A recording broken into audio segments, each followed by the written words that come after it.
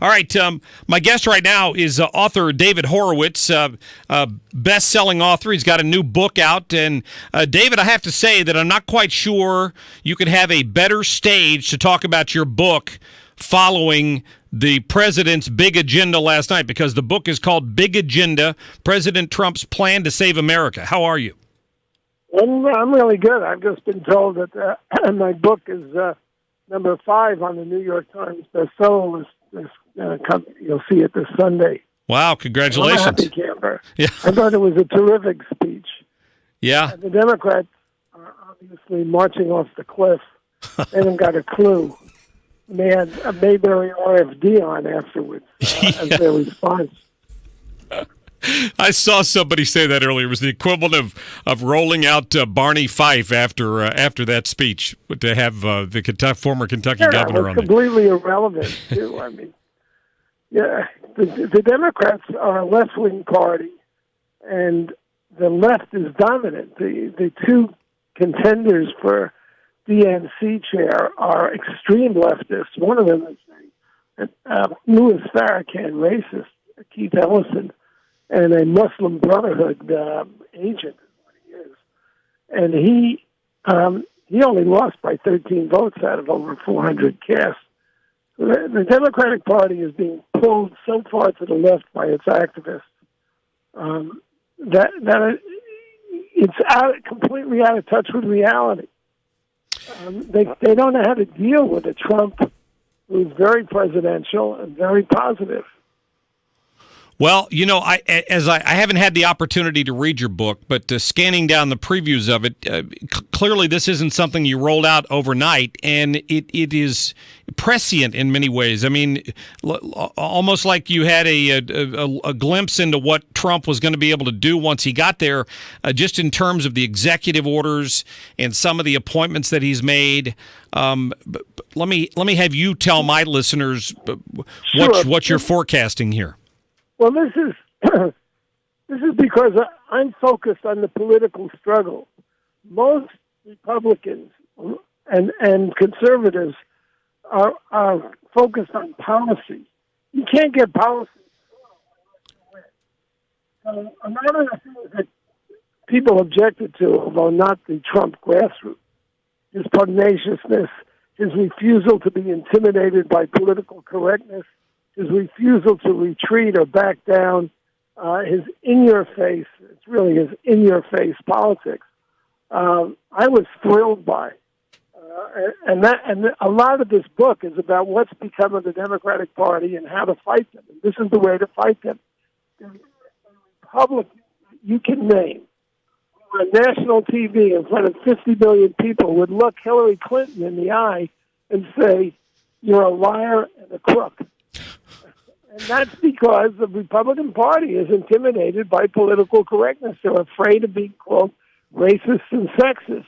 And so that allows extremists in the Democratic Party to do extreme things and be protected.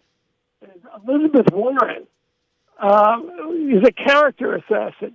Jeff Sessions is one of the most decent human beings in the United States Senate. He was a champion of civil rights in the Deep South.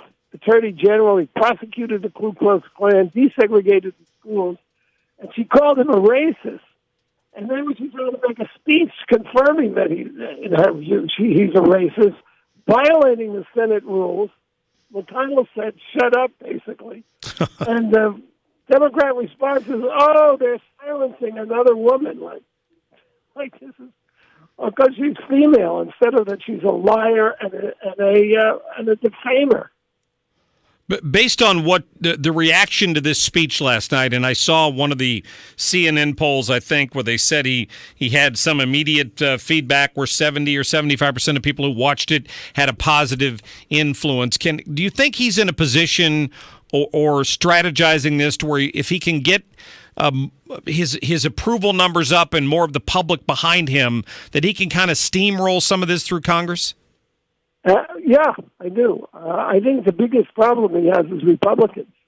Yeah. You have to remember, Republicans won huge majorities in the House and held them for 6 years from 2010 to 2016, and increased them, promising to defund, because the House has the purse strings, Obama's programs. And yet they voted for all the programs. Why?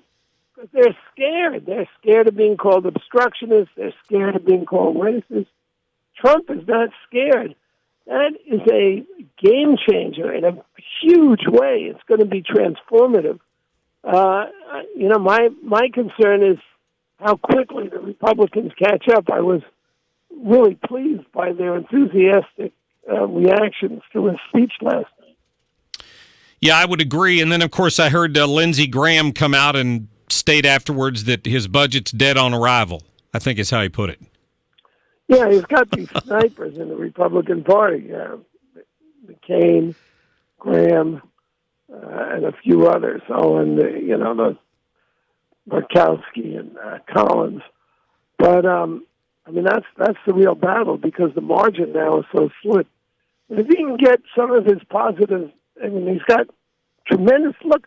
Look at what he's done already. I mean, the stock market is booming. It's a record day today. It's been a record ever since he became president-elect. The stock market has been booming. The jobs are returning to America. I mean, if he can keep this up for 2 years and make some progress, I think Republicans will win a much bigger majority in 2018. Yeah. And then they can afford to ignore Lindsey Graham and McCain if they ever come on board. It's a great point. David Horowitz, again, let me remind people they can go to Amazon and find the book, Big Agenda, President Trump's Plan to Save America, which you said is what, now in the top 5? Is that correct? It's in the top 5 of the New York Times. It's the number 1 political book on Amazon. You can also get it in any Barnes & Noble. That's awesome. Hey, David, congratulations, and thanks for the time. Thanks for having me. Yep, take care of yourself. David Horowitz there. Check out his book. Obviously, it's climbing quickly in the bestseller list. And really, you read some of the stuff he's put in there.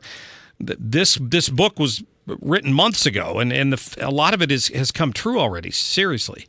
It's almost like he's got an inside track with some of the people in the Trump administration, because what he's written here, he goes, I should have asked him about this, but he said that no president since FDR and his famed 100 days has the chance Donald Trump has of executing on a lot of what he wants to do.